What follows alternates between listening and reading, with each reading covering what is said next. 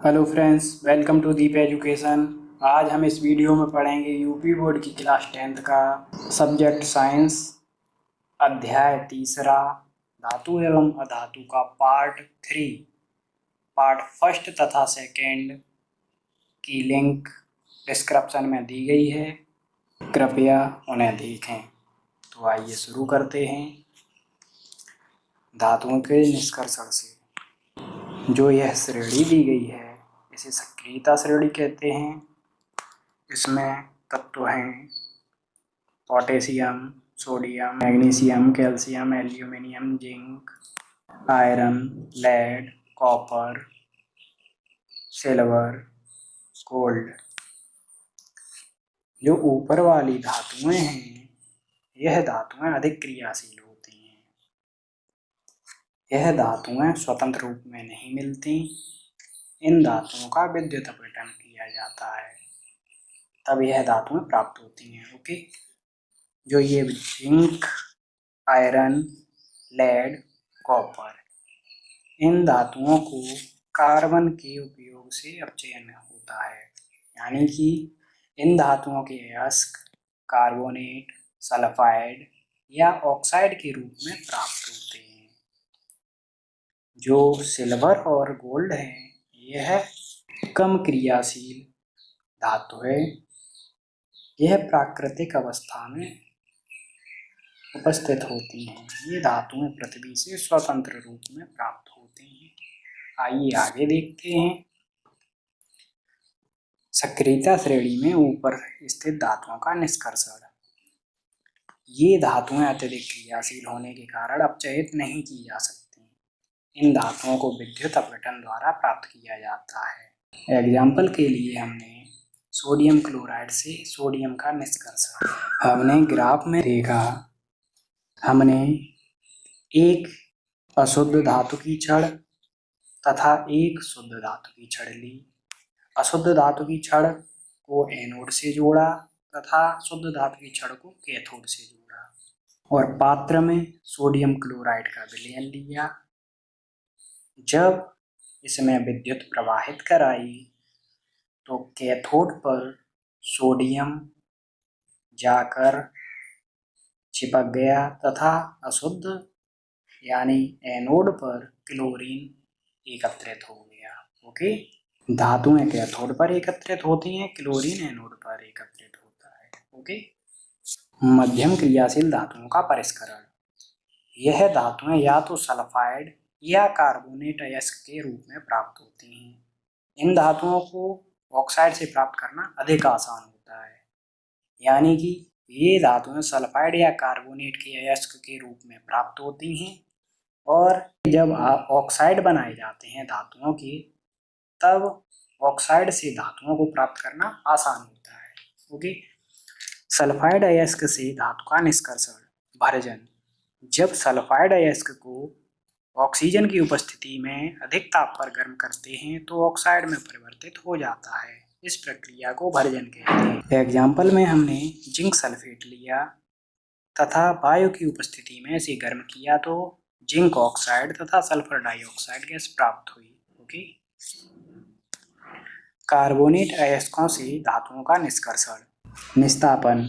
Carbonate अयस्कों को oxygen की अनुपस्थिति में अधिक ताप पर गर्म करने पर यह ऑक्साइड में बदल जाता है, या हम कह सकते हैं जब ऑक्सीजन की उपस्थिति न हो तब कार्बोनेट अयस्कों को गर्म करने पर यह ऑक्साइड में बदल जाता है। हमने जिंक कार्बोनेट को जब गर्म किया तो हमें जिंक ऑक्साइड तथा कार्बन डाइऑक्साइड गैस प्राप्त हुआ। भर्जन तथा निस्तापन, इन विधियों में हमें ऑक्साइड प्राप्त हुआ। ओके, धातु ऑक्साइड का अपचयन।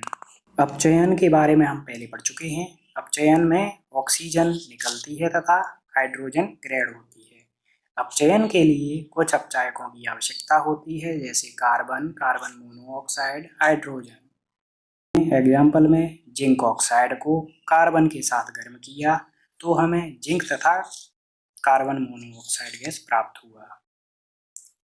कम क्रियाशील धातुओं का निष्कर्षण। सक्रियता श्रेणी में नीचे आने वाली धातुएं काफी अनअभिक्रिय होती हैं। इन धातुओं के ऑक्साइड को केवल गर्म करने से ही धातु प्राप्त होती है। जैसे हमारी धातुएं सिल्वर तथा गोल्ड थी, इन धातुओं के जो ऑक्साइड होते हैं उन्हें गर्म करने से जल्द ही धातुएं प्राप्त हो जाती हैं। एग्जाम्पल में हमने सिनावार से मरकरी का निष्कर्षण कराया। हमने सिनावार के साथ ऑक्सीजन को गर्म किया तो हमें मर्क्यूरिक ऑक्साइड तथा सल्फर ऑक्साइड गैस प्राप्त हुई।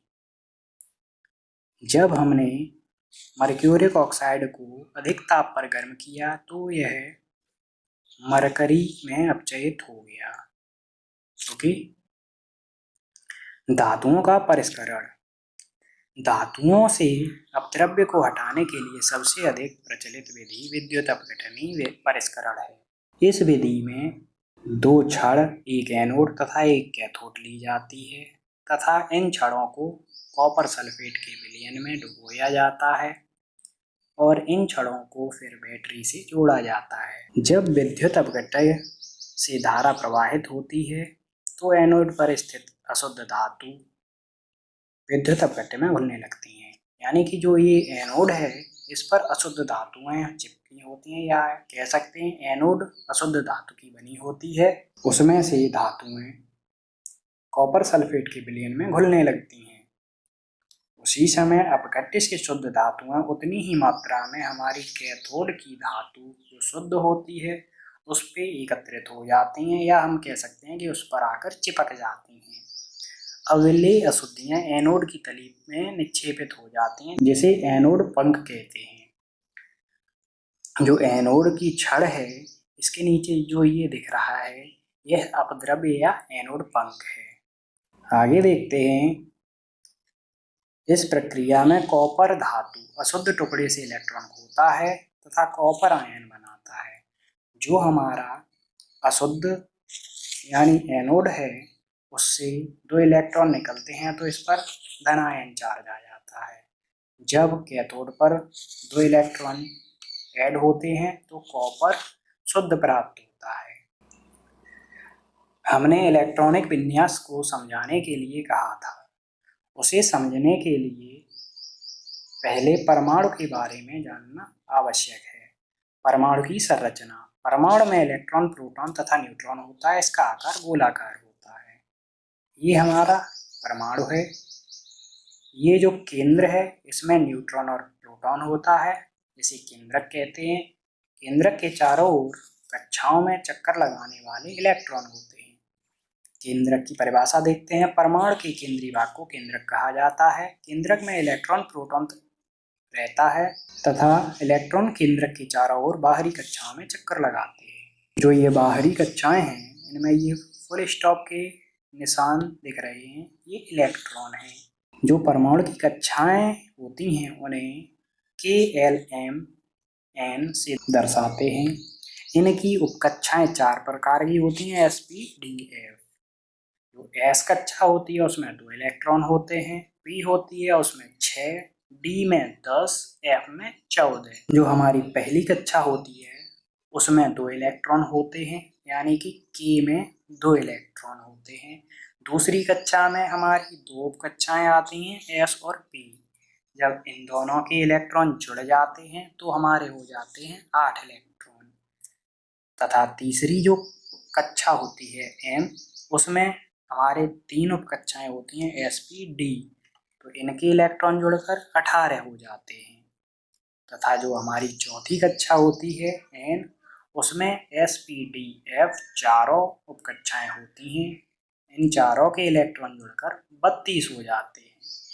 ओके, चलिए आगे देखते हैं। जो हमारे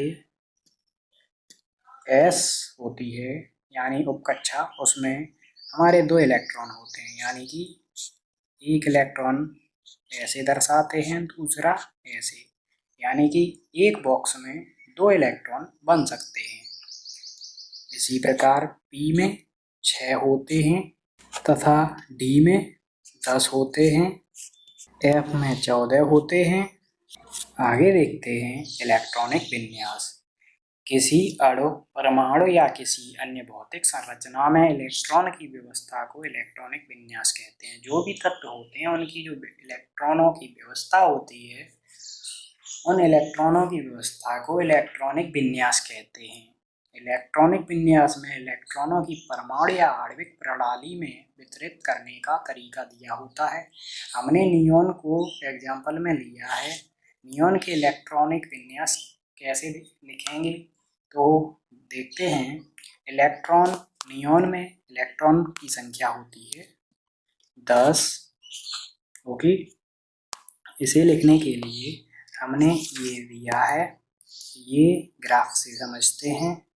ये S यानी कि 1s2 2s2 2p6 3s2 3p6 3d10 ऐसे लिखा जाता है, जो हमने ये नीचे दिखाया है। ओके, तो इसी प्रकार इलेक्ट्रॉनिक विन्यास दर्शाए जाते हैं। जैसे 1s2 यानी कि पहली उपकक्षा में 2 इलेक्ट्रॉन और पहली कक्षा में 2s2 यानी दूसरी भी उपकक्षा में 2 इलेक्ट्रॉन, 2p6 यानी कि p उपकक्षा में 6 इलेक्ट्रॉन, ये सभी मिलकर 10 इलेक्ट्रॉन हो गए। ओके, हमने बेरिलियम लिया, इसके 4 इलेक्ट्रॉन होते हैं, K L M N O P Q। ये सारी हमारी इलेक्ट्रॉनों की कक्षाएं हैं। हमने 1s2 2s2 लिया, तो s का 2, 2s2 का भी 2, तो हमारे ये हो गए 4 इलेक्ट्रॉन। इसी प्रकार मैग्नीशियम में 12 होते हैं, तो 1s2 यानी कि पहली कक्षा में s उपकक्ष होता है जिसके 2 इलेक्ट्रॉन, दूसरी कक्षा L होती है जिसमें S तथा P दोनों आते हैं, दोनों के इलेक्ट्रॉन जुड़ के यहाँ 8 हो गए, यानी कि ये दोनों मिलकर 10 हो गए। अब हमें ज़रूरत है 2 इलेक्ट्रॉनों की, तो M कक्षा में S P D तीनों आते हैं, मतलब ये हो गए 18 हो गए। तो और हमें ज़रूरत है 2 की, तो 18 बहुत अधिक है, तो केवल हम 2 लिख देते हैं। सेम इसी प्रकार ये सभी हैं, तो आप देख लें वीडियो पॉज करके। यह है पीरियोडिक टेबल, इसे मेंडलीफ ने बनाया था। जो हमारे ब्लू कलर के तत्व हैं ये S ब्लॉक के तत्व हैं, जो येलो कलर के तत्व हैं ये D ब्लॉक के, ग्रीन कलर के जो तत्व हैं ये P ब्लॉक के, जो हमारी ये रो वाली लाइनें हैं ये तत्व F ब्लॉक के तत्व हैं। इसमें पहली रो को लैंथेनाइट श्रेणी कहते हैं, दूसरी रो को एक्टिनाइट श्रेणी कहते हैं। इसके कुछ तत्वों के बारे में जानते हैं, क्या नाम है इनके। पहला है hydrogen, helium, lithium, beryllium, boron, carbon, nitrogen, oxygen, fluorine, neon, sodium, magnesium, aluminium, silicon, phosphorus, sulphur, chlorine, argon, potassium, calcium, scandium, titanium, vanadium, chromium, manganese, iron, cobalt, nickel, copper, zinc. ये 30 मुख्य तत्व हैं, कृपया इन्हें याद कर लें। ओके, आगे देखते हैं संचारण। संचारण के बारे में हम अध्याय फर्स्ट में पढ़ चुके हैं। क्या होता संचारण। संचारण यानी जब नमी, आर्द्रता या वायु के संपर्क में आने पर धातुएं संचारित होने लगती हैं, जैसे सिल्वर का काला होना, कॉपर पर हरे रंग की परत आना, लोहे पर भूरे रंग की परत आना, या हम आम भाषा में कहें तो लोहे पर जैसे जंग आ जाती है, उसे संचारण कहते हैं। संचारण से बचाव के लिए क्या करना चाहिए, तो जैसे हम पेंट करते हैं, किसी चीज़ पर तेल लगाते हैं या ग्रीस लगाकर जैसे लोहे के जो गेट होते हैं उन पर जस्ते की परत चढ़ाई जाती है, जिसे हम पॉलिश कहते हैं या वार्निश कहते हैं। क्रोमियम लेपन, एनोडीकरण या मिश्र धातु बनाकर। जब दो धातुओं को मिलाया जाता है उसे मिश्र धातु कहते हैं। मिश्र धातु बनाकर लोहे को जंग से लगने से बचाया जा सकता है। ओके, आज के लिए बस इतना ही। नेक्स्ट चैप्टर नेक्स्ट मंडे को स्टार्ट करेंगे। यदि कोई पॉइंट छूट गया है तो उसे आप कमेंट में बताएं, हम उसके लिए अलग वीडियो बना देंगे। तथा हमारे नोट्स प्राप्त करने के लिए आप हमारे टेलीग्राम की लिंक पर क्लिक करें और वहां से नोट्स डाउनलोड करें। Thank you for watching my video. Please share and subscribe my channel Deep Education.